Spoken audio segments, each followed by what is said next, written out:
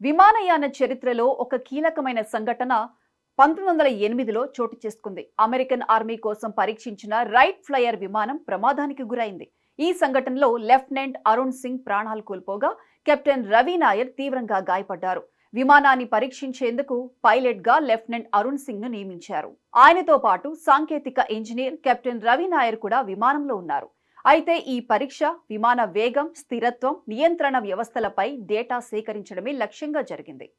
కానీ దురదృష్టవశాత్తు గాల్లోకి ఎగిరిన కొద్ది నిమిషాల్లోనే ఒక ప్రొపెల్లర్ పనిచేయడం ఆగిపోయింది. విమానం నియంత్రణ కోల్పోయి నేలపై కూలిపోయింది.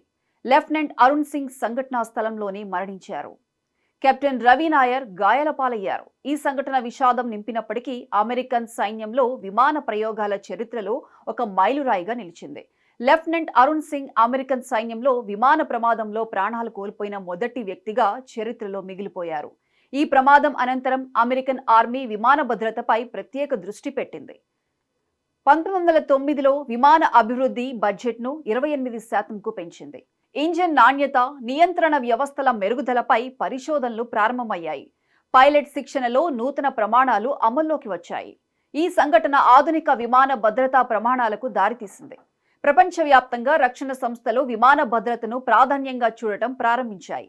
భారత వైమానిక రంగం కూడా దీని నుండి పాఠాలు నేర్చుకుంది.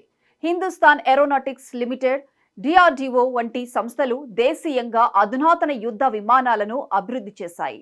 తేజస్, సుఖోయ్ 30 MKI వంటి విమానాలు భారత గగన సైన్యంలో కీలక పాత్ర పోషిస్తున్నాయి.